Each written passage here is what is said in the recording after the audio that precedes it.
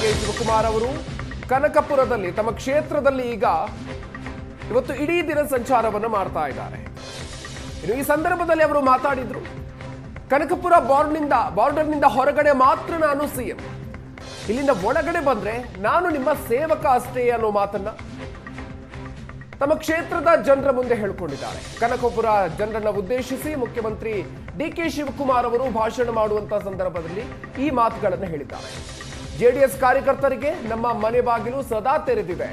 JDS ಕಾರ್ಯಕರ್ತರಿಗೂ ಕೂಡ ಏನ್ ಸಹಾಯ ಬೇಕು ಎಲ್ಲವನ್ನೂ ಕೂಡ ಮಾಡ್ತೀನಿ. ನಾನು ನಿಮ್ಮ ಸಿಎಂ ಆದ್ರೂ ನಿಮ್ಮ ಮನೆ ಮಗ, ನಾನು ನಿಮ್ಮ ಸೇವಕ ಅನ್ನೋ ಮಾತನ್ನ ಹೇಳಿದ್ದಾರೆ. ಊರಲ್ಲಿ ಏನೇ ಗಲಾಟೆ ಆದ್ರೂ ಕೂಡ ರಾಜಿ ಮಾಡ್ಕೊಳ್ಬೇಕು ಅನ್ನುವಂತ ಸಲಹೆಯನ್ನು ಕೂಡ ಈ ಸಂದರ್ಭದಲ್ಲಿ ಡಿ ಕೆ ಶಿ ನೀಡಿದ್ದಾರೆ. ಯಾರಿಗೆ ತಲೆ ಇದೆ ಆ ತಲೆ ಮೇಲೆ ಸೂರು ಇರಲೇಬೇಕು ಅನ್ನೋದು ಕೂಡ ನಾನು ಎಂಎಲ್ಎಗೆ ಹೇಳಿದ್ದೀನಿ.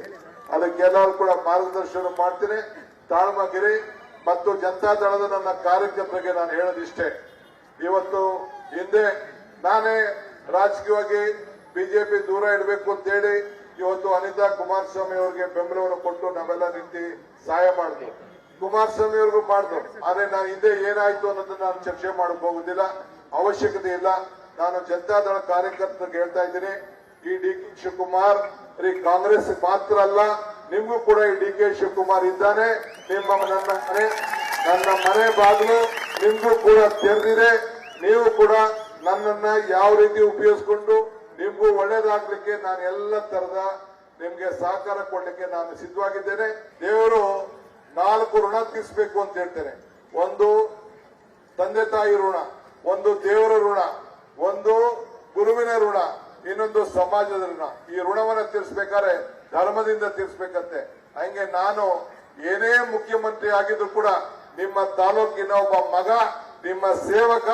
ಈ ಸೇವಕನನ್ನ ಸ್ವೀಕಾರ ಮಾಡಿ ನಾವೆಲ್ಲ ಯಾವಾಗಲೂ ಕೂಡ ನಿಮ್ಮ ಆಶೀರ್ವಾದ ಸದಾ ಇರಬೇಕು. ಇವತ್ತು ಕೈಗಾರಿಕಾ ಕೂಡ ಇಲ್ಲಿ ಬೆಳೀತಾ ಇದೆ. ಅವರು ಕೂಡ ನಾನು ಹೇಳ್ತೇನೆ, ಎಲ್ಲ ನಮ್ಮ ಸ್ಥಳೀಯರಿಗೆಲ್ಲ ಕೂಡ ಅವಕಾಶವನ್ನು ಮಾಡಿಕೊಡ್ಬೇಕು ಅಂತೇಳಿ ಕಟ್ಟಬದ್ಧವಾದಂತಹ ಆದೇಶವನ್ನ ಅವ್ರಿಗೂ ಕೂಡ ನಾನು ಕೊಡೋನಿದ್ದೇನೆ ನಾನು. ಆದ್ರೆ ನೀವು ಯಾರು ಸ್ಟ್ರೈಕು, ಅಸೋಸಿಯೇಷನ್, ಮತ್ತೊಂದು ಇವೆಲ್ಲ ಮಾಡಿದ್ರೆ ನಾನು ಅವಕಾಶ ಕೊಡುವುದಿಲ್ಲ. ಯಾವ ಸ್ಟ್ರೈಕು ಮಾಡಬಾರ್ದು. ನ್ಯಾಯಬದ್ಧವಾಗಿ ನಿಮ್ಮೂರಿನಲ್ಲಿ ಇರಬೇಕು. ಬೆಂಗಳೂರು ವಲಸೆ ಹೋಗೋದನ್ನ ತಪ್ಪಿಸಬೇಕು, ಅಲ್ಲಿ ಕೆಲಸ ಮಾಡಬೇಕು. ಇನ್ನು ಸದ್ಯದಲ್ಲೇ ಇನ್ನೊಂದು 15 ದಿನ ತಿಂಗಳಲ್ಲೇ ಬಂದು ಅಲ್ಲಿ ಭೂಮಿ ಪೂಜೆಯನ್ನ ಮಾಡಿ ಒಂದು ಹೊಸ ಮೆಡಿಕಲ್ ಕಾಲೇಜನ್ನ ಕನಕಪುರದಲ್ಲಿ ಪ್ರಾರಂಭವನ್ನ ಮಾಡಂತ ತಾಲೂಕಲ್ಲಿ ಮಾಡಂತ ಕೆಲಸ. ಅದು ಆ ಹಾಸ್ಪಿಟ್ಲು ನಿಮ್ಗೂ ಅನುಕೂಲ, ಕನಕಪುರದವ್ರಿಗೂ ಅನುಕೂಲ, ಮಳವಳ್ಳಿಯಿಂದ ಬರೋಂತವ್ರಿಗೂ ಅನುಕೂಲ, ಎಲ್ಲರಿಗೂ ಕೂಡ ಅನುಕೂಲ. ಆದ್ರೂ ಕೂಡ ಸಿದ್ದರಾಮಯ್ಯನವರು ನುಡಿದಂತೆ ನಾನು ಕೂಡ ಪಕ್ಷದ ಆದೇಶದಂತೆ ಪಕ್ಷಕ್ಕೆ ಗೌರವನ ಕೊಟ್ಟು ಪಕ್ಷದ ಮಾರ್ಗದರ್ಶನಕ್ಕೆ ಅವಕಾಶವನ್ನು ಕೊಟ್ಟು ಇವತ್ತು ಅವರು ಕೂಡ ಬಹಳ ಸರಳತೆಯಿಂದ ಬಿಟ್ಕೊಟ್ಟಿದ್ದಾರೆ. ನಾನು ಅವರಿಬ್ರು ಸೇರಿ ಒಟ್ಟಿಗೆ ಸೇರಿ ಮುಂದಕ್ಕೆ 2028ಕ್ಕೆ ಚುನಾವಣೆಯ ನಾಯಕತ್ವವನ್ನು ವಹಿಸಿ ಮತ್ತೆ ಈ ರಾಜ್ಯದಲ್ಲಿ ಕಾಂಗ್ರೆಸ್ ಸರ್ಕಾರವನ್ನು ತರಲಿಕ್ಕೆ ನೀವೆಲ್ಲ ನನಗೆ ಅನುವು ಮಾಡಿಕೊಡ್ಬೇಕು. ಎಲ್ಲ ತಾಯಂದಿರು ಎಲ್ಲರೂ ಕೂಡ ಯಾರ ಹೆಣ್ಮಕ್ಳಿಗೆ ಈಗೇನು ನಾನು 5 ಗ್ಯಾರಂಟಿ ಕೊಟ್ಟೆ, ನಾನು ಪಕ್ಷದ ಅಧ್ಯಕ್ಷನಾಗಿ ಏನು ಗ್ಯಾರಂಟಿ 5 ಗ್ಯಾರಂಟಿಯನ್ನು ಕೊಟ್ಟೆ. ಈ 5 ಗ್ಯಾರಂಟಿ ಇಡೀ ರಾಷ್ಟ್ರಕ್ಕೆ ಒಂದು ದೊಡ್ಡ ಗ್ಯಾರಂಟಿಯಾಗಿ ಇಡೀ ವಿಶ್ವ ನಿಮ್ಮ ಮಗ ಕೊಟ್ಟಂತ ತೀರ್ಮಾನವನ್ನ ಎಲ್ಲ ಮೆಚ್ಚುತ್ತಾ ಇದ್ದಾರೆ.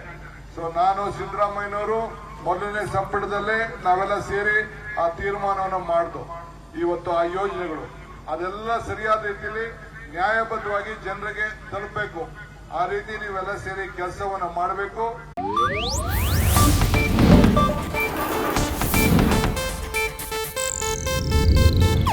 ಇದು ಏಷ್ಯಾನೆಟ್ ನ್ಯೂಸ್ ನೆಟ್ವರ್ಕ್ ಪ್ರಸ್ತುತಿ.